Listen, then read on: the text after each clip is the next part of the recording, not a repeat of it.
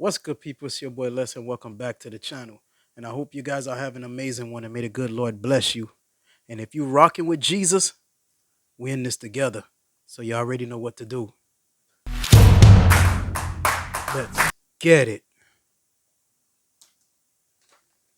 Outline of just some of the things that Jesus has saved me from. That looks like an abusive and demonic childhood upbringing, which led into lots of rebellion, not knowing my worth, sexual immorality, witchcraft, substance abuse, strip clubs, toxic relationships, and the list goes on. I find that the more that you know that you are saved by grace, the more you are willing to be open with these kinds of things. And also, when you know you've done a 180, when you know you're on the other side of it, it gives you the freedom to share about the things of the past because you know that's not you anymore. You know that was your old life before Jesus gave you a new one. So Jesus knew even then, even when I was denying him, even when I was rebelling, that he would eventually use me as a living testimony. So I was born into a lineage of addiction. My parents were drug addicts. My mom was 17 when she got pregnant, my dad 21. They were not expecting me. They were living the fast life. I stopped them in their tracks, but not for too long. They believed in the Bible, but they just didn't follow it at all, which is crazy because like they believe in God, they called themselves Christians, but there was also like all this drug and alcohol abuse, which is still witchcraft, opening portals Right. to the demonic, and then more blatant witchcraft too of, tarot cards being brought into the house, Ouija boards. My dad dated only strippers. My mom was Wow. a stripper. Lots of her friends would overdose and die, so she would use Ouija boards to try to connect with them, even though like this woman knows her Bible. So it's just crazy to me, like the things that you'll be swayed into doing out of, mere curiosity. So the way I describe my childhood is really like I grew up in hell and I started seeing really scary paranormal things from a really young age. And I wouldn't be able to sleep at night between the screams of my dad's girlfriends because, like I said, he was Wow. very abusive, and then just the terror I had being in my room alone in the dark and feeling these dark presences all around me. And I even began to see things too as I got older, and I thought it was ghosts. So I was, I think, in first grade when I wrote my first book in school, and it was all about ghosts. I remember I went to the library and I studied all about this, like what first grader does that, but I didn't realize that it was demonic. I thought it was ghosts, but now I see, looking back, it was just a lot of demonic activity. There was a motto in my house of "You shall be seen and not heard." So I really didn't get much socialization growing up. My dad didn't let me, talk to other family members or friends or be involved in anything extracurricular because of what was happening at home. He knew the more I was out and about in the world, the more there was a chance that he was going to get told on. And to just kind of go back a little bit, I was 3 years old when the abuse and the cheating and the lies and the chaos got too much for my mom, so she left. And then she fell really deep into a heroin addiction that started with her being at the strip Wow. club. And she found out like her dad wasn't Wow. really her dad. The guy she thought was her dad died of cancer. It was this whole thing. And I pretty much lost my mom at that point. And it was just, she was in and out of prison my whole life. Sometimes I'd be able to see her, but most of the time my dad didn't want me anywhere near her because of, random boyfriends and just things Wow. like this. I never really had a church life until my dad started getting in more legal trouble. Guys, man, as you can see, man, this, sister right here, man, she had a, she, I kindly say this with respect, she had a horrible upbringing, man. This sister right here, man, hey, from the way she described her, her upbringing, it wasn't nice, man. Her father, abusive father, and her mother, in and out of prison, and her what she partaked in, what she indulged in, that right there, man. It says a lot. And even as a child, she saw some things which she came to find and realize later on in life. She was all around demonic things, Ouija board, tarot cards, and it's just crazy, man. But guys, let me know if y'all enjoying this content, man, because I really want to see what she has to say. I want her to go ahead and dive deep in, but go ahead and give this video a like. All right, guys, let's get it. I grew up in a really small town in Indiana where the pastor of the church was also my dad's lawyer. So that was the main reason we went. I Wow. didn't know at the time that my dad's minor cocaine, weed, alcohol addiction was turning into a full-blown meth addiction. So he had moved us out to the middle of nowhere. And like I said, the abuse just continued to get worse and worse, especially for me too, as I got older and started resembling a woman more. So, the abuse that he would give to his girlfriends and wives, it was now I fell in the same category. There were no more restrictions, even though as a little girl, like I was his baby girl. He protected me like over everything. He defended me over everything. So I feel like that's why it was even more traumatic too, is like it was the ultimate betrayal of like, I'm supposed to be your baby, like I'm supposed to be the one you protect. And he began to turn on me too, because drugs just, they turn you into another person. And I remember having like really brutal weekends and mornings, and then we'd have to go to church and we'd all be crying. Everybody would be a mess, or hair pulled, his wife Wow. beat up, and then we'd pull into the church parking lot and he would tell us all, like threaten us that we better get a smile on our face before going in there. So I always felt like at church I wasn't safe, and I was always hiding something, and I didn't feel like I belonged with the other children. I felt like they were like talking about things I just couldn't relate to, because I was just in pure survival mode and chaos at home, where like I couldn't think about jumping rope or whatever else they were thinking about. I'm thinking like, I'm gonna leave here and get my ass beat probably, and like I don't want to leave here. So yeah, it never felt like a place for me. But having said that, because everything was as bad as it was at home, I did find myself going to God a lot and praying a lot. I just didn't understand Jesus. So I always believed in God. And, when people ask me, when I get into the details of what really happened at home, people are like, how did you survive? And I really believe it's because I was God's kid. Amen. He Guys, really, I know you guys heard for yourself, man, everything that this lady just said, man. This lady been through a lot. Hey, you know, man, her upbringing alone, man, and what she had to endure herself, and ain't no way she could have made it but through Christ Jesus, and I know we get into the good part, we get into the meat of this, and wow, like, man, God is good and God is able, guys, man. If you guys agree, guys, give this video a like and subscribe to the channel, guys, if you haven't already. All right, guys, let's get it. takes in the orphans. He adopts the orphans. He gives us a family in his family. And so even though I didn't know Jesus yet, I did understand God the Father and the Holy Spirit. And I remember just praying to God all the time to get me out of this, get me out of this house. I began to want to do things like my friends are getting together, my friends are in sports, they're doing all these things that I'm not allowed to do.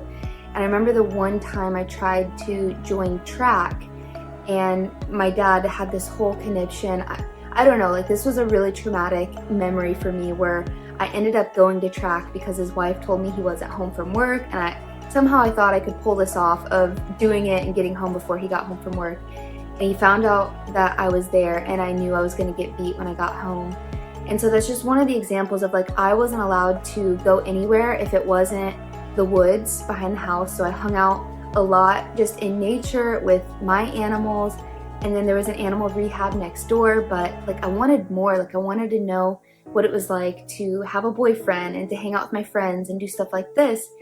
And so then I ended up meeting somebody on the bus who really, I met his sister, and she put me in contact with him. And it was one of those weird like texting relationships when you're a little kid and you send each other selfies. And so I was 12 and he was 15. And it's really, disgusting looking back, but at the time I thought I was so cool. I thought I was so mature. I thought he really liked me. But he was dating somebody, and I'll never forget, her name was like Kaylin or something like this. And he would tell me like all the things that they would do together, like sexual things. And I'm over here like, I've never even had my first kiss. But then he would like break up with me and get back with Kaylin because she would do these things. So I eventually ended up sneaking out one night to go meet him in person for the first time. Terrible idea. My first time ever doing that. 12 years old, riding a bike in the middle of the country, like 2 miles away at midnight. And I get to his house and I'm thinking, maybe like Max will have our first make out or something like this, just something. And it ended up going all the way, and I lost my virginity that night. And I don't remember it being like a traumatic thing. I just didn't know. I didn't know how to say no. I didn't even know if I wanted to say no. I feel like when you're a kid that grew up in abuse as well, like your boundaries are always crossed. So you don't even have boundaries. You don't know your boundaries. And then even if you do, you don't know how to speak your boundaries. The thing was, is like I didn't feel bad about it. Like Let me there was a stop you right part quick, guys. From what I'm getting from this already, guys, you can see, man, she just was a lost girl. She, she didn't have a father that was loving, caring, and whatever male figure, as you can see, that was in her life, she was basically say settled. You know what I'm saying? She took that in as love. She even said it that she didn't even know how to say no. She just wanted to be loved, and she was willing to accept anything that looks in the form of love, even if it came in the form of lust. And her father, the guy, man, he's supposed to, a father. I'm a father of three. Our job is to, provide, care, a protector. And these are the things that as we are responsible for as being our head of our house. Especially not our house, but just our homes alone.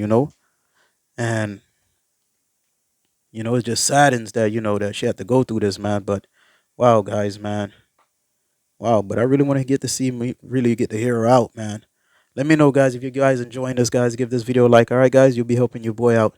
All right, guys, let's get it. the thing was, is like I didn't feel bad about it. Like there was a part of me that felt proud of it. And honestly, like as messed up as it all is, and how, I would never want that for any of my little sisters or any young girl, because this set me up for, the next years, so many years of the same kind of behavior and trying to redo that scenario to be better. And but having said that, I do feel like this was a pivotal moment in my life where I came back and I felt more powerful. I felt like this was one thing that I did that my dad couldn't stop me from. And I began to feel like, I could stand up against him too. So this leads up to one of the craziest weekends in all history of experiences with my dad, where he beat his wife with a belt. I heard her crash to the floor. I heard my baby sister crash to the floor. And all these years, I'd never told anybody. I would hint to guidance counselors and stuff like this. And they would always tell me, like, if there's abuse, we'd have to call the police. So I would always just, okay, no, I'm not telling anybody anything. But this day, like, I was used to being abused, but now I have a little sister that's involved in it too, that's having to experience it too. And I just felt this anger, like this righteous anger, go all through me. And I looked at my stepsister, where we were hiding behind a pool. We just always would hide out when he got bad, so we didn't end up in his line of fire. And I told her she had to go. And like I said, we lived out in the middle of nowhere, so it was like half a mile up the road to the next neighbor's house. And it's this elderly couple, and there's no way they would have been able to do anything, but it was our closest refuge. And so she went. My dad and his wife come out, and they're both screaming at me, like the audacity of the wife too, like, we're trying to help you. Besides the point. And my dad is just like, how could you let her go? Like, you should know better than this. And I was like, okay, like, I'm gonna go get her, don't worry. And in my head, I'm thinking, okay, this is my opportunity to get out as well. So I run up the road. I know exactly where she is. I get there. This old couple just happened to be having a family reunion, like God's perfect timing, because if it was just them, we would have been so screwed. But they had their son-in-law open the door, had me come in. This family helped us get out of the situation. In the meantime, my dad is like threatening the son-in-law. He comes back with his shotgun and busts in all the windows of this house. Like, this is how nutso, guys. And so we get up the road. I stay the night with my grandparents that night. My stepsister goes back to her dad's house. And my dad is in jail this night. They finally found him after seeking him down in the woods. It was this whole chase. So I'm thinking, okay, so he's in jail now. But then the next morning, his old red, candy apple red Cadillac comes pulling in the driveway. And I knew that he was coming for me. And I remember him chasing me around the island. I run up to the barn because there's nowhere for me to go. So I like dart out the door up the barn. There's this highway of cars passing by. They see it, but nobody stops to do anything. Like, I don't know what anybody would even do in that moment. And I just like stop, and he grabs me by my hair and drags me all the way up the driveway. And I know he's gonna try to shove me in this car. So I slip out of the hoodie and I run from him, and I was headed in for the gun that was beside my grandpa's bed. And he pushes over my grandparents in the way of trying to get to me. They fall over in the driveway, just like igniting my fire even more, you know. And I get into the house and I grab the gun, and it was like time stopped because I've never stood up to him like this. And I'm walking down the hallway, and as soon as he opens the front door, I meet him there with the gun in his face. And I'm thinking in my head, you know, he's gonna realize that this has gone too far, that he's done too much. You know, some kind of responsibility where his 12-year-old daughter that like loves him so much and has never done anything crazy like this would be to the point of pulling a gun on him right now. But no.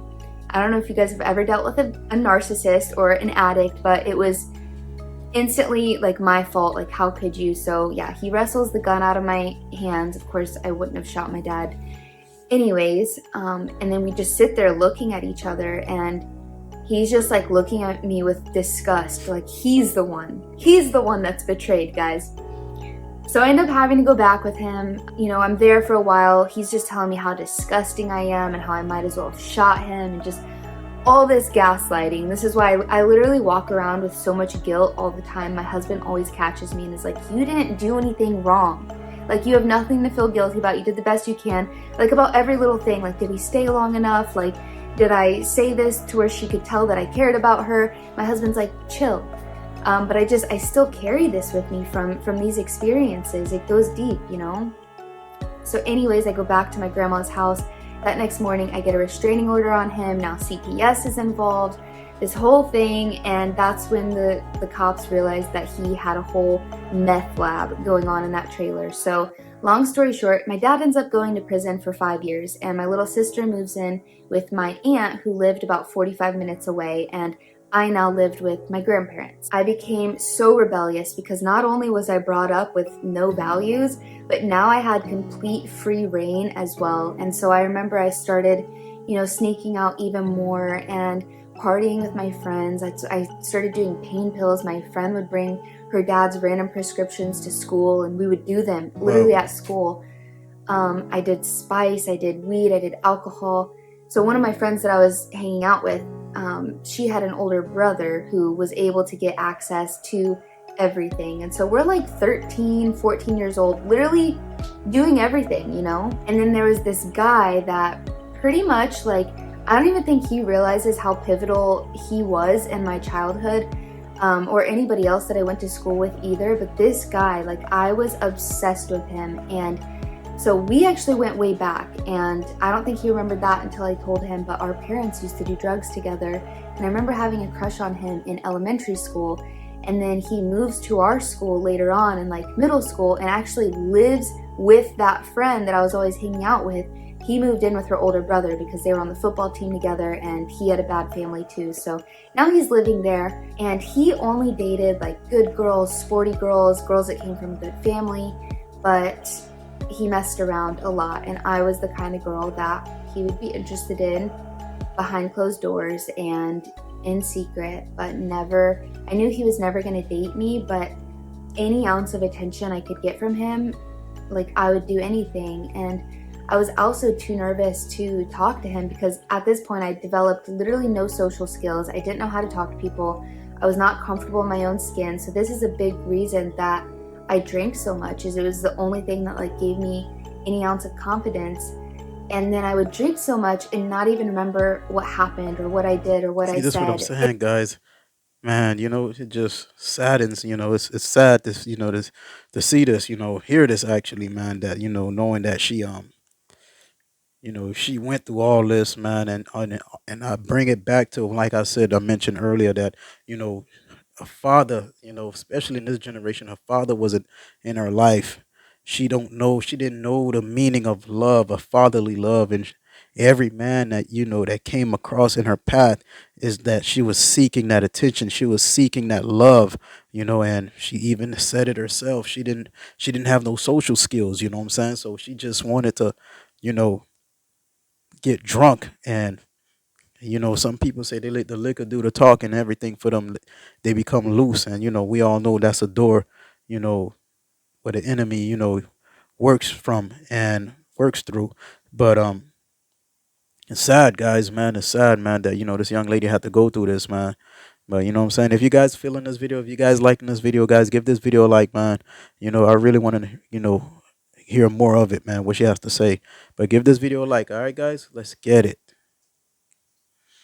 And this turned into just a terrible, terrible reputation that I was building for myself at school, because wherever he was, if he was at a party, if he was at the house, like, I was there and I was doing whatever he wanted me to do with whoever he wanted to do it with. And rumors were going around quick about me. And, I was no longer like the abused girl. I then became like the slutty girl, the secret girl, the home wrecking girl. And other girls don't like that because you're now a threat. And so this is when fights started happening. I got suspended from school.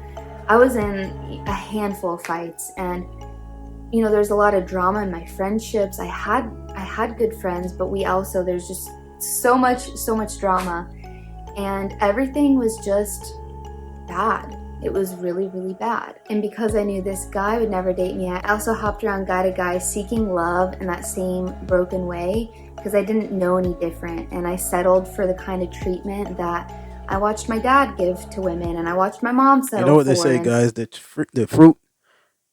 fruit doesn't fall far from the tree. You heard that she even mentioned that she watched the guys that her mom dated, that what her mom settled for, how her dad treated these women, and she just was seeking love at the end of the day, guys. That's all she was seeking, just love. That's what she was looking for. But her love, her faith was basically in the hands of men, you know, and it just saddens me, knowing the fact that, that she had to go through this, but I know this story has a turnaround to it. And, I know that she made it out, guys. You know what I'm saying? She made it out, but it just saddens, the fact that she had to go through that, guys. Guys, let me know if you guys agree, guys. Go ahead. I would like to hear you guys' input on it. All right, guys? Let's get it. the treatment that I watched my dad give to women, and I watched my mom settle for, and just that was the norm in my community, in my town, in my school. And so I settled for garbage, and my life just became garbage. And I really, like, that's really what I wanted, was love. Like, I'd been seeking love and I just didn't know how to get it. And I was going about it like a wrecking ball. And it got to the point where, like, I knew, as much as I love my friends, as much as, like, I'd never lived in another town, I couldn't imagine leaving. Things at school just got so bad that I knew I couldn't stand it anymore. And things at home were getting worse too, because my grandma was so poor.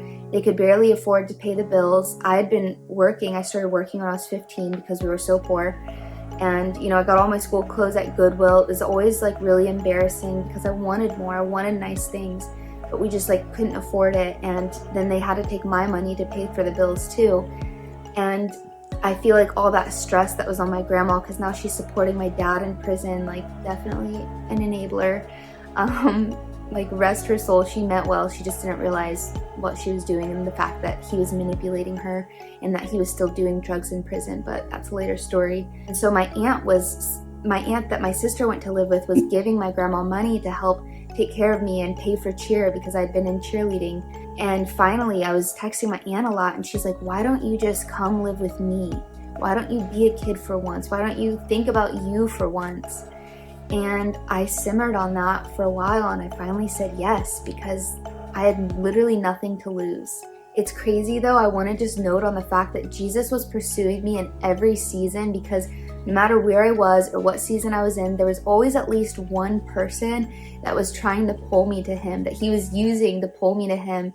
And so there was little trickles of that in every, like wherever I lived or wherever I was. And I had a friend that was at that old school that, talked to me about Jesus and brought me to youth group. And, her mom would take us out for ice cream. And I always felt like I am way too dirty. I'm way too bad to be hanging out with you. Like, I don't know why you like me. I don't fit in with these church people once again.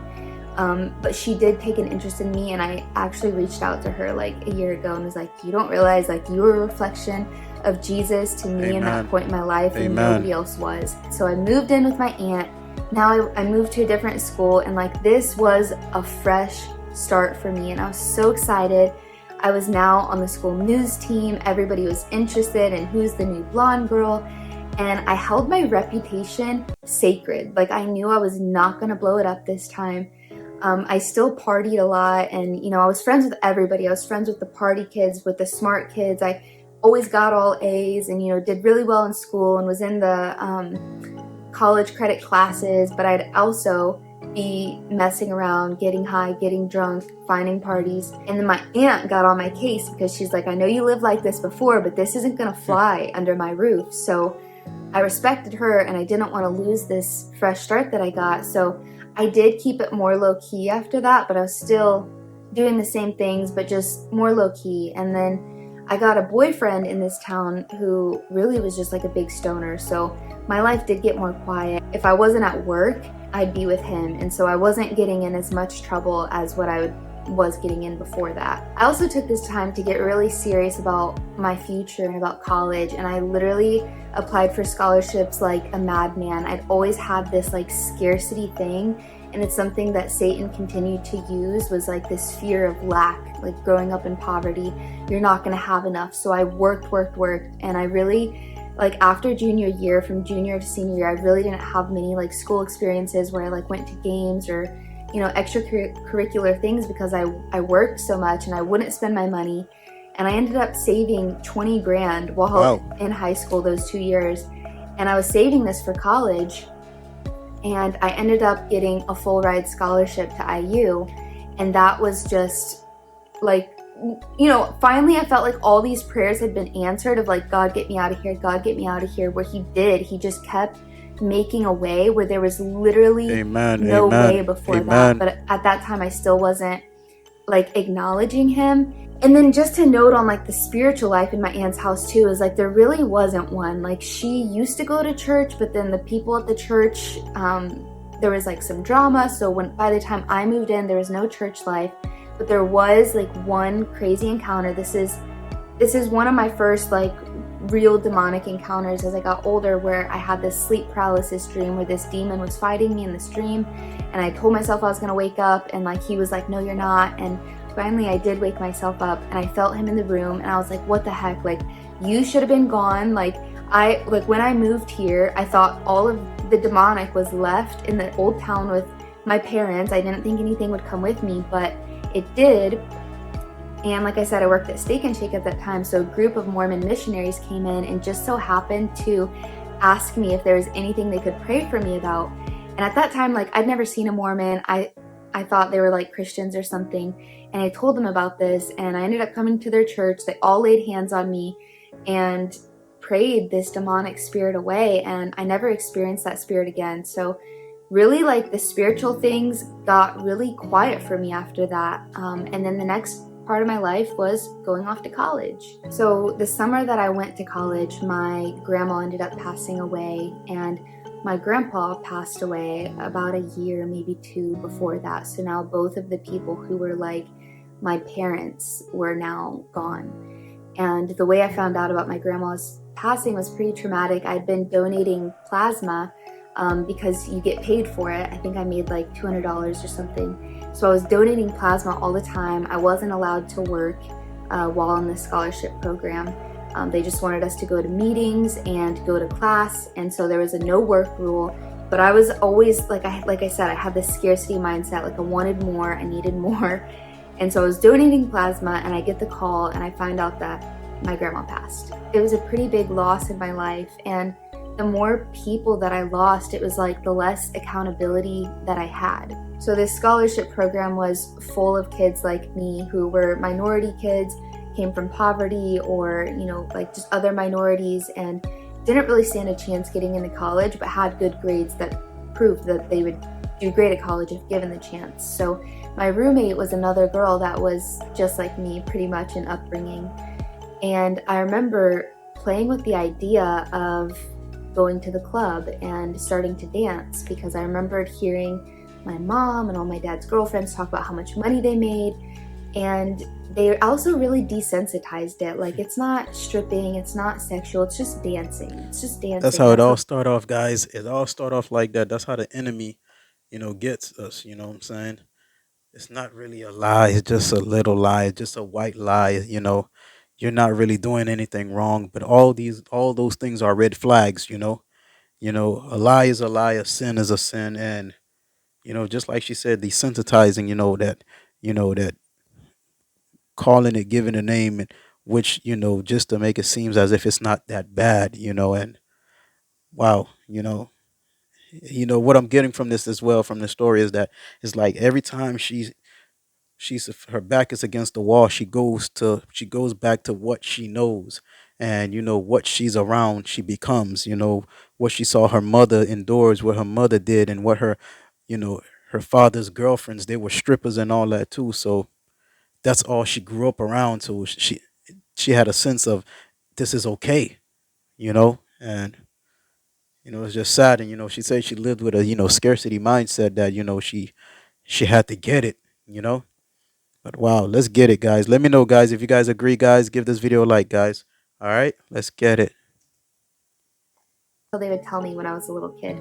So I was like, okay, it's not that big of a deal, right? Like, it's just you put on like a sexy outfit and you dance and you get paid a lot of money. So 18-year-old me ends up in the strip club for the first time, a place that I never thought I would be.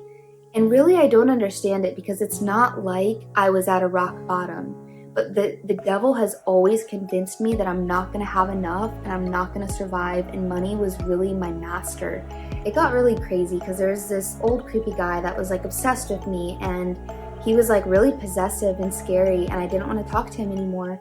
And a group of the girls, the dancers, ended up cornering me in the locker room and telling me that I had to go out there and talk to him and hang out with him, otherwise he was gonna leave. And he brought in the most money, so none of them wanted to see him leave. So that ends up being my last day at the club. I never went back after that. I wanted to experience the college life, and there's lots of like really wealthy people that went to my school, and I wanted to have the kinds of clothes that they had and the kind of makeup, and just I wanted that look that like I was from a good family and I was worthy. But I didn't want to go to the club anymore, because now my focuses are on school and like the actual college experience. So me and the same group of roommates end up finding like a seeking arrangements app, and that's when the whole sugar daddy lifestyle started to happen in my life as well. Kind of like how people say weed is the gateway into doing other drugs because it desensitizes you and it opens the door. This is the same way with the club, where it doesn't, I mean, it's definitely the devil's playground, like I'm not going to say it's not, but just like performing dancing might not be terrible, but it does open doors to all these other much deeper, darker things, and you fall down quick. Like when you're playing in the devil's playground, like if he can get you to trip and fall down the slide, like yes, that's exactly what he's gonna do. So I'm doing this, I'm going to frat parties, I'm blacking out, I don't know how I'm making it home most nights. If I even made it home at all, I'm ending up in class the next day, have to leave to go to the bathroom to throw up. Like I was a train wreck the whole first semester of college, but I was still all A's, like nothing ever impeded me from that. And then I ended up meeting somebody who would later be my fiance. Not the guy I married, but this guy I got engaged to. And he came in like super romantic, super salesy. He knew what I wanted. He spoiled me, like all these things that like only the older, wealthier men were able to do. This guy was my age, from the same town as I was from, and he was taking me to like luxury dinners and massages and trips and all of these things. And I remember thinking like, this is what I've been looking for, but in somebody my age that I would actually be with. But we started off on a very sexual note, and I really believe if you want to be able to tell the trajectory of a relationship, go back to what it was rooted in, and that's how you can tell. And our relationship was rooted in sex and a facade. We end up dating, and I come back to college for the next semester, and I'm like, okay, we're gonna do long distance. I'm gonna make this work because he lived in Arizona for college. He went away all the way across the country and went to ASU. So we were gonna make long distance work, but we were both just such a mess. We had both been like locked in animals that were free and just like didn't know how to control ourselves. And I cheated on him and he cheated on me, and we lied to each other, and it was just, and we would try to get back together and make it work. And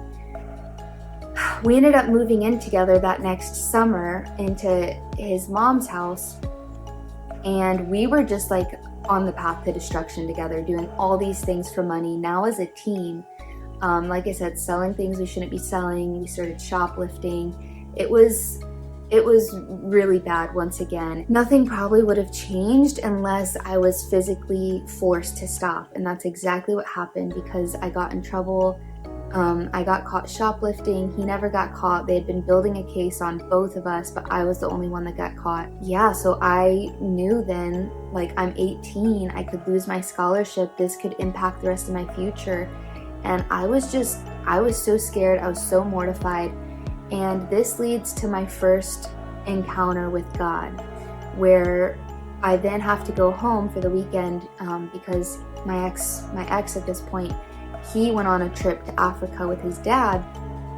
In the meantime, I find out that he's cheating with another girl. Somebody DM'd me on Instagram, and I'm laying in my aunt's pool. I had just had to confess to my family that I have this shoplifting charge. I find out that my boyfriend is cheating on me again. None of my friends had visited me all summer. I realized like we were really rooted in parties, and like it just wasn't a friendship that was like built on true depth. So I realized I really didn't have any like close friends. I hated what I was studying at school because I was studying like business management because I thought it would be the thing that made me the most money, and just all these things. My relationship with my family was bad. Everything was bad once again. This situation revealed to me the fact that I wasn't the kind of woman that somebody would want to be faithful to, and I wasn't the kind of friend that somebody would. I need to heal. I began to get really curious about my healing all around the same time because I didn't have a clear compass of truth. Yoga came into my awareness, plant-based living. I had really bad acne, so I'm thinking like, I'm realizing the connection between the internal and external, and I'm like, okay, so I have like angry emotions that are flaring up, and I've got inflammation, so I gotta eat better and no more animals, and I need to do yoga.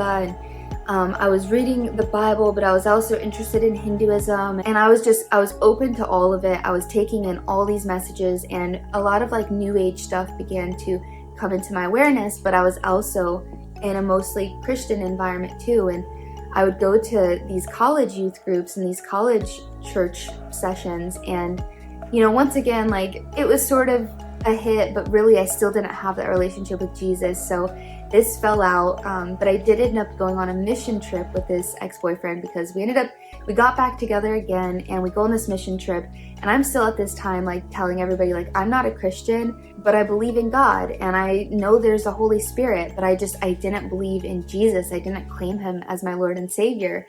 So I wanted what was good, I wanted what was God, I wanted healing, I wanted truth, and I was getting closer, but I still wasn't quite there yet. And then I moved to Arizona with this boyfriend, and I left my scholarship program, and I just knew through faith alone that my school was going to still somehow be paid for, and it was. And I didn't know how it was going to happen. It was a whole summer of like trying to figure out logistics, but I get there, and yeah, so I find a way to finish my degree online. It's still covered by the government, and this yoga teacher training school that I had actually researched a year prior and thought, okay, well, it's all the way in Arizona, there's no way for me to go there, ended up being right down the road. And so I started hanging out with the yoga community, and that's where I met my first friends in Arizona. So that was my environment. And once again, anything connected to the devil is a slippery slope. You fall in quick because it started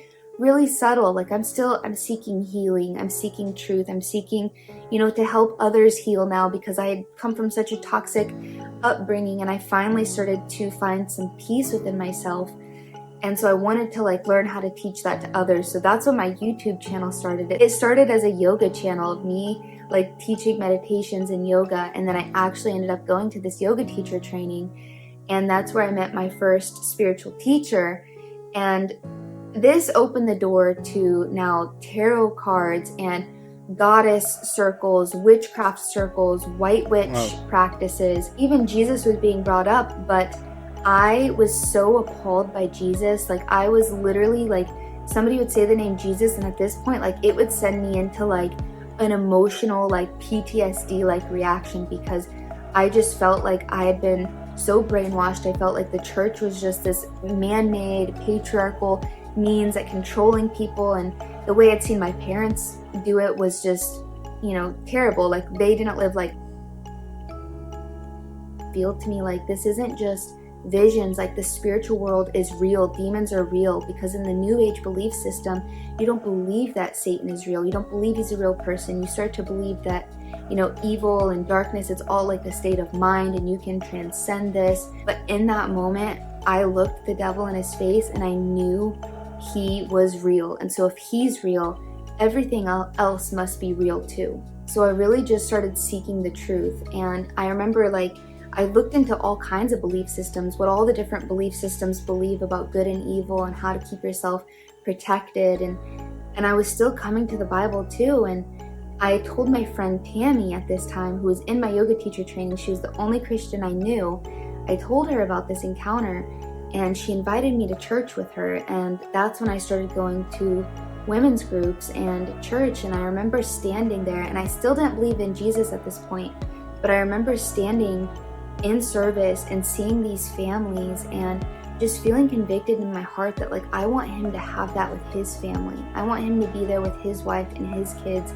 And I want this. Like, I want a family like this. Like, I don't want to be a part of a broken home. I don't want to break up a home. While being at church, I also became convicted of the fact that in being so self-focused and always seeking my healing and my empowerment. Guys, it looked like her thing is giving problems, but I'm gonna bring it to an end because it's getting kind of long. But guys, let me know, man, if you guys would want me to go ahead and if y'all wanna me to do a part two of it, because I see where it's heading, and she's heading in the right path, guys. And she had to go that long road, that long, lengthy road, and it's a good thing that she came to find the Lord Jesus Christ, but it all started from her upbringing, man, and she went through a lot, and wow. Guys, man, let me know, guys, if you enjoyed this story, guys, this video, and if you made it to the point of this video, guys, allow me to introduce myself once again. It's your boy Les, and welcome back to the channel. If this is your first time stopping by, and if you haven't already, consider subscribing to the channel, man. Give this video a like. You'll be doing me a favor, and at the same time, you'll be helping me out. And if you haven't already, hit the notification for your boy, man. And if you got me, I always like to leave you with peace, love, and God bless. Love you guys, and Jesus love you best. Jesus is Lord. Let's get it.